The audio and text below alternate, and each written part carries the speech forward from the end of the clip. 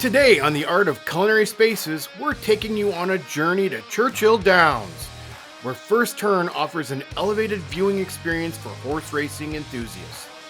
With a premier food service venue that perfectly complements the thrilling action of the racetrack, S2O Consultants have crafted innovative back-of-the-house solutions to support this dynamic program.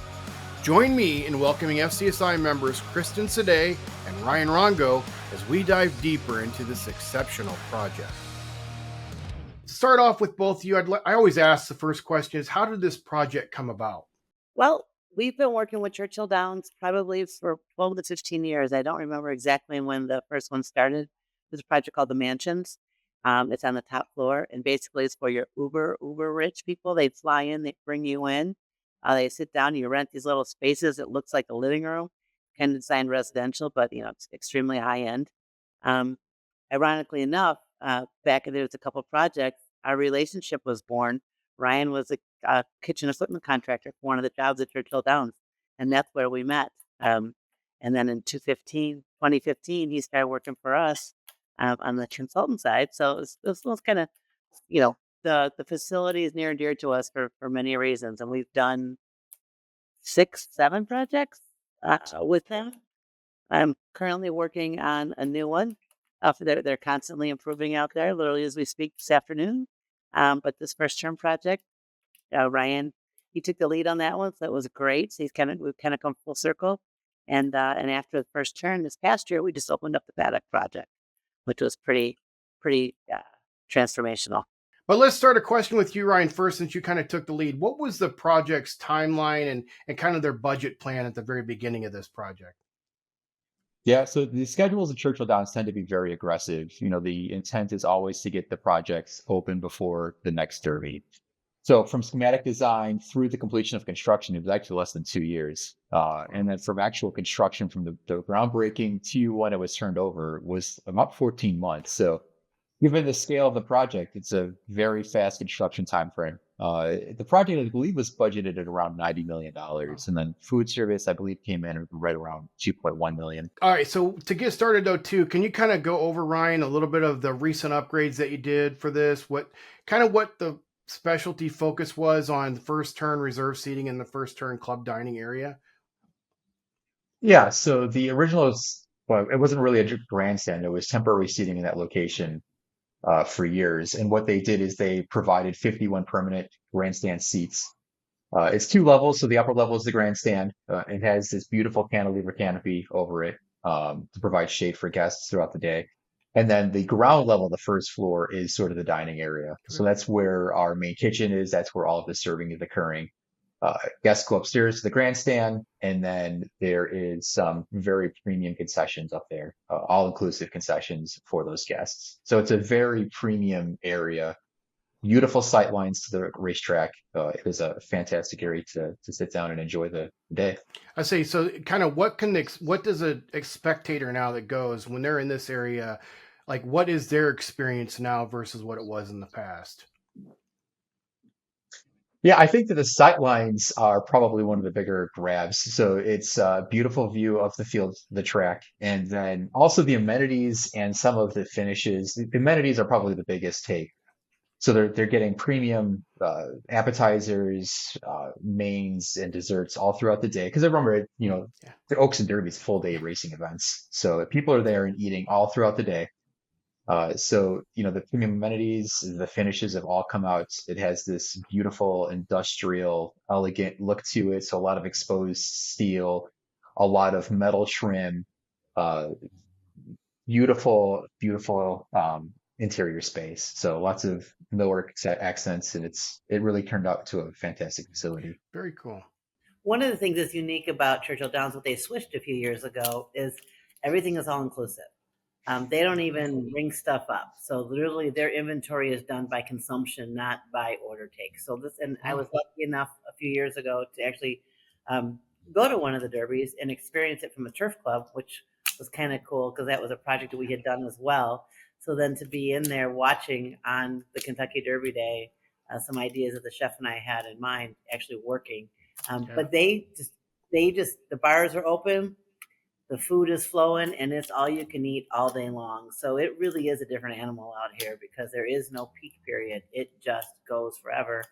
And so you're building the infrastructure to handle this because, seats aren't cheap. It's an experience. So, and everybody knows in this industry that if the food and beverage fails, your experience is going to fail. So, um, a lot of work behind the scenes in order, a lot of volume, moving.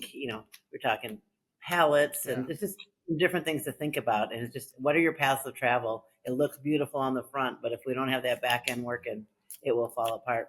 So, food in, trash out. How does that work? Through all the hats. Exactly. Question two: you guys have done a lot of projects, as you mentioned, Kristin, with Churchill Downs so far. How, when you're putting in a new facility or renovating the existing facilities or whatever you're doing, how do you blend the new with the historic nature of Churchill Downs? Because obviously, I'm assuming Churchill Downs wants to keep that historic nature of everything they do. So how are you able to blend that with when it comes to design, decor, everything, and even flow, if you will, of people? I think a lot of hats off to the architects. They tend to work with the same team, which is nice. There's some synergy going on between all of us. We have a great relationship. Levy operates it, so we talk to them. So every year they learn something different. But it really is that blend of form and function because, we've got a couple cool bars in another project where there's, you've got concrete and it curves. I'm like, oh, the bartender's like, architects want to put a cool bar there. I'm like, well, you got 3 feet of space because, look, we'll just lower the bar top. I'm like, no, you can't really. So there's a lot of field verification, a lot of blending back and forth with concepts. But I give the architects and the ownership a lot of kudos for making it look great. And sometimes, like I said, there's a little battle back and forth between form and function, but I think the aesthetics come from them, and then we work with, but it can be complicated, like you said, because it is existing. And they find some cool stuff when they're taking walls down, though. So we've seen some things back from. Anybody remember? I don't know if you guys remember when the first thing was built, because I don't. But when it first opened up, I don't remember what the exact year was either. I'm sure we can put it up on the screen and post it. Well, yeah, 2024 was the 150-year anniversary. Okay, there we go. There you go. There you go. Yeah. You mentioned Ryan mentioned earlier too about your and Kristin, you did too, because you've been there and experienced it, not necessarily in the first term, but you're serving. I've never been to a Derby, but I've been to Oaks a few times, and you're there all day long, and so you're serving food all day. And you mentioned that it's all inclusive. What kind of menu options are they? What kind of food is it being served to cater that all consumption all day long, especially when you know that it's on consumption, you're not worrying about anybody buying anything? Like, what kind of menus did you come up with along with Levy, and how does the equipment kind of feed into that? I'll talk about the menus, Ryan. You can talk. The menus change depending on your ticket. It's all over the place. We've talked from concessions. I mean, you can be out right now, like in infield. It's a free for all in tents. They've still got places where there's tents and they're cooking, and they got refrigerated trucks when they're selling.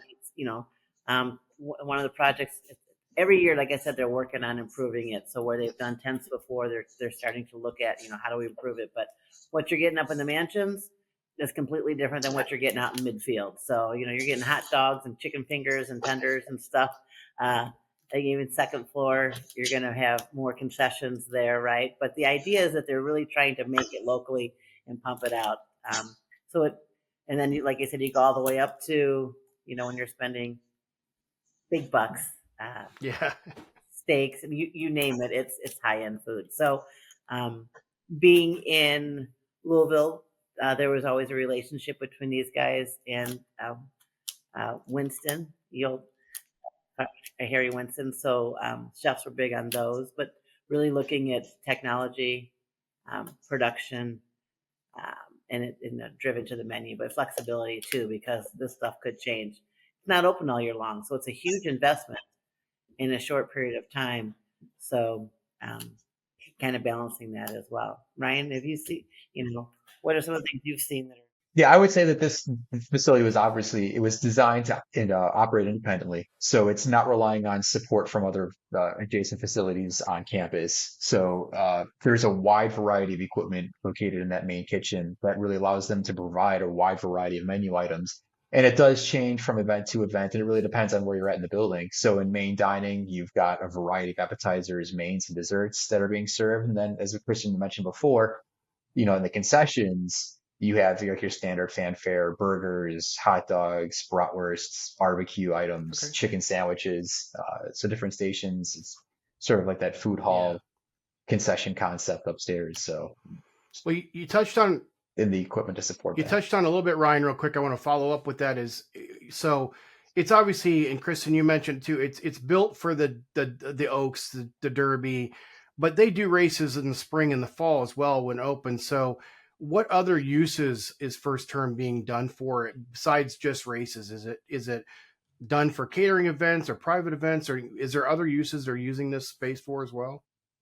Well, yes, yeah, there are other uses. So it is operated, you know, designed to be operated independently from the other facility. So they do lease it out for other catered Okay. events, weddings, receptions, meetings. So it is a very large footprint. I can't recall the exact square footages, but the dining room alone seats about 2,000 Oh people. wow. So it's a very large venue for renting. Yeah, each one of the spaces, and because the ticket prices are so they're so different, Yeah. they are there is security to where you're supposed to be. So not everyone can go everywhere. Yeah. It doesn't Hmm. work like that. So by the very nature of isolating some of these experiences, you also have standalone operations so that they can use it for catering other events. Very But at cool. a certain part of the day, the whole thing shuts down though. It is not open 365. So Yeah. there's a chunk of time that nothing's open. So Hmm. And Ryan, you said there's a tight time frames as well from time, once you can start construction to get it done. This one roughly with the 18th, 14, 18-month timeline, what were the biggest challenges to go through that to actually go from construction start to be ready for the Derby? Yeah, this is a great question, Wade. I think that some of the bigger issues that we ran into is this was, towards the tail end of COVID when lead times were astronomically high. We were looking at 14 months for fryers in some Yeah. instances or 12 plus months for certain pieces of equipment. So, we were constantly getting notifications from the construction team stating that, certain components, parts, equipment wasn't available in the time frame that we needed to. And the deadline is for Oaks and Derby. That stuff has to be in there in time for that event. Because that's the bulk of their revenue. It comes from those two Yeah. events. So there were a lot of uh, emails, coordination, calls to manufacturers to try and get product out there as soon as possible. And in some instances, we did have to make changes to our preferred selected manufacturers.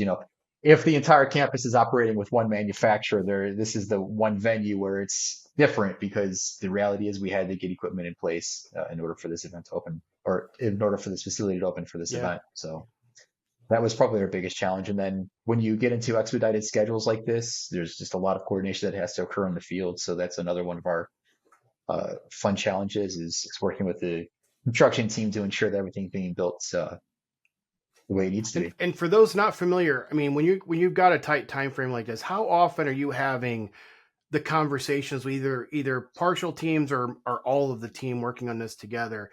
Is it a weekly thing, a biweekly, monthly? What is it to keep that going on a tight time frame? Yeah, typically there are weekly meetings, recurring weekly meetings, and then it's always kind of as needed conversations. Yeah. So there might sometimes be 3 or 4 phone calls in a day, just 30-minute meetings that you have to powwow to kind of get through some coordination issues. Something popped up in the field that needs design team input, something needs to change that needs design team input, and so we're expected to be on those calls and help coordinate through those requirements, those challenges. And you're doing more now, obviously with more. You've done another project since then with the paddock, and you're working on more. Now that this space has been through two derbies and two oaks, what kind of feedback have you gotten from Churchill Downs about the new first turn experience? Good and bad, or all good, or either? Yeah, so we have a great working relationship with a great rapport with the sales team, the architects, the operator for the facility, which is Levy. We've spoken to everybody. We've gotten nothing but great feedback. The space is selling out very well. I mean, it's selling out way in advance of when the races are occurring. So um, I think that everybody's been really happy with the product. Everybody's been really happy with the food, and I think that we've gotten the same feedback for the new paddock Oh, facility. good. We're told that we've caught lightning in a bottle, which is always fantastic to hear. Yeah. That the space has done. I mean, the reviews from guest experiences have been phenomenal. So it's been really fun to work on, and we're really happy that it's worked out for the client Oh, and for the end that's users. great to hear. Kristen, a question for you. Not just Churchill Downs here. I know that you've done, in your career so far, you've done a lot of stadiums and a lot of venues. What advice do you give to other historic venues looking to modernize their facilities, but needing to maintain their unique character? We talked a little bit about it, or you touched on it a little bit earlier, but what do other facilities need to look for when they're trying to do both, modernize, but keep the character that they've got in this historic area? I think the biggest thing is know where you're going, know what your goals are, right? And what is, so you, from a food service standpoint, it really, do we have the infrastructure to support the numbers that we have to? I think we've seen increased points of sale just across everywhere, where it used to be for X amount of people, we would have one point of sale. So Yeah. even though we hear that labor is tough, we see, increased points of sale, number one, and have the money to spend to get the infrastructure in there. It really comes down to the heart of the kitchen, the space, and doing to make it work, to make it beautiful. That's hire architect teams that know how to do that, to know how to maintain that. But really, I think the success comes down to is what are you trying to accomplish? Do you have the budget to do it? Because it's and on an old facility like that, you need contingencies because stuff pops up. There's just not enough time to really go in and drill down all the what ifs, right? It's going to happen Yeah. as you're going along. So have a good team that have the same goals, that are realistic about what it is you're trying to accomplish, and start that early. Start those budget talks early, um, and and stay focused. Master plans. Yeah. Whether it's just when I say master plan, it doesn't have to be a long drawn out 7 month ordeal, but you definitely need the owner, the architect, and the operator all speaking the same language, um, because they all have different goals. I mean, at the end, it's all the same, but each one of them has their own pocket in which they want to be successful in. And so that communication, I think one of the things that Churchill Downs does so well is they get the operator on board in there. You've got the ownership going, well, we want to do this. So, Tiffany, what do you think? She's like, well, I think you're crazy because you Yeah. don't have X, Y, and Z, or you need X, Y, and Z, or this is what we did. So, having everybody talk about this is common goal, and then how do we each bring our level of expertise in there Yeah. to see it all wrapped together. It's never one entity. It really is a solid team. You touched on something there, and I want to go a little bit deeper dive in that. When Levy and you and everybody decided to go all inclusive for this space, especially and other places in Churchill Downs, we talk about the labor shortage, which a lot of restaurants say that they're having and everything right now. Does this help alleviate some of that shortage by going to all inclusive? I mean, or does it hurt? I mean, how does that affect labor when you decide to go from POS systems and individual buying individual items versus an all inclusive ticket? It just increases your speed of service, right? It's one Yeah. less step. If you think of the exponentially, the thousands of think about the time it takes, even just just like credit card. Yeah. So yeah, when you go all inclusive like that, it increases the throughput exponentially. People can say I want X, Y, and Z, and so you start you're designing for just massive amounts of food to keep going. You just Yeah. on and on. There's no peaks, right? You don't have your Right. ups and downs. So it just allows lines to move faster, right? You don't have to stop. You tell them what you want. You tell one person, someone else is getting it, right? So it's Yeah. a lot quicker.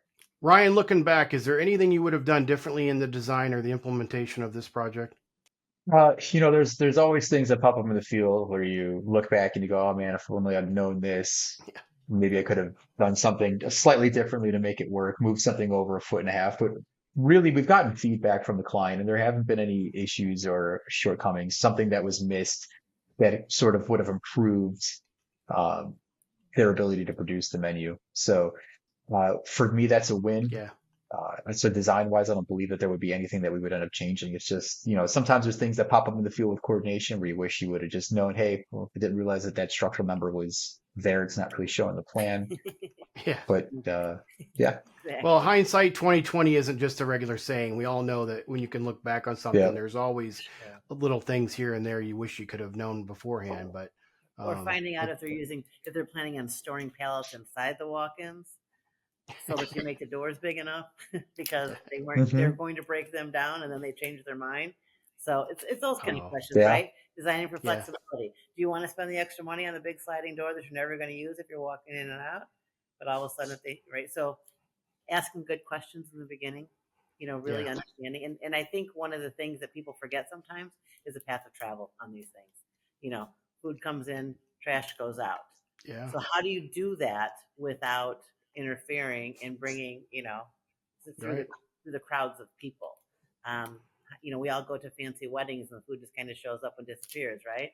So there's Exactly. a bunch of support back there that's happening behind the walls. So square footage is always cost, all these things, everybody's battling for it, trying to shrink it down. You hear labor's tight, so those things are really important that we get right in the beginning, because if they don't have the right storage and, or someone said, well, for example, on a suite in a sports, I'm like, well, where's the pantry? And they said, well, you just load it up before the game. I'm like, oh, so we're going to have 6-hour-old food. That doesn't work, right? So there's a reason food service consultants have a job, because we can talk about that process. I think that's really important too, Kristin, because in this season, especially during the projects we're focusing on, the Project Showcase 2024 issue, that's mentioned a lot. The flow of everything is mentioned a lot in the projects. And I think that's what's really important about using a consultant is the right questions to ask about how the food is coming in and going out, and without interfering with operations during that time. And a lot of people don't think about that. They just figure out, well, there's a space I can throw something in, and not realizing by throwing XYZ into that space, it's really going to mess up your operation. So time and time again, the more I read projects, the more important it is about bringing in a consultant to talk to you about the flow of in and out of everything. Exactly. So kind of one of the final questions as we start to wrap this up, the one for each of you, or each of you can answer this one, I guess, is what was the most enjoyable aspect of working on this project?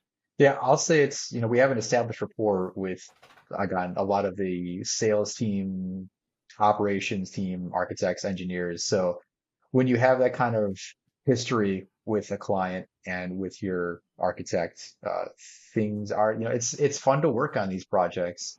So we have a lot of fun. There's a lot of great communication, and working in the sports segments in general is just a fun segment to be in. Yeah. So I would mirror that. Oh, first of all, it's an iconic building, and so when you can go in there and actually I love getting behind the curtain and stuff, right? Seeing, just hanging out, looking at the twin spires, right? Oh, it's a Tuesday afternoon. See cool things from behind the scenes, how they work. That always intrigues me. So when it's like, again, being iconic to get behind the curtain, but also like Ryan said, the team. We can't do our job.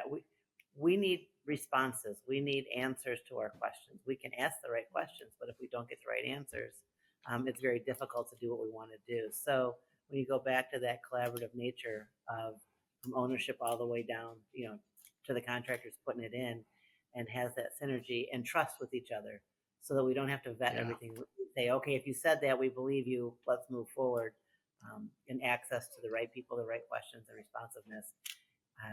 You tend not to pull your hair out as much. You feel the progress instead of the back and forth so much, right? There's always 3 steps forward, 2 steps back is still 1 ahead. However, it's nice when those 3 actually become 3 once in a while. Yeah, exactly. How can the public find out more about S2O Consulting? You can go to our website. It's www.s2oconsultants.net. And that's the letter S and the letter O. And we're based out of Chicago, but we have offices in Florida as well. Thank you for joining us for this edition of the Art of Culinary Spaces. We hope this conversation has sparked your creativity and inspired new ideas within the world of food service design and planning. Make sure to hit that like and subscribe button so you don't miss out on all of our future podcasts. Stay tuned for our next episode when we explore another groundbreaking project and exceptional design from FCSI members that are transforming the culinary landscape.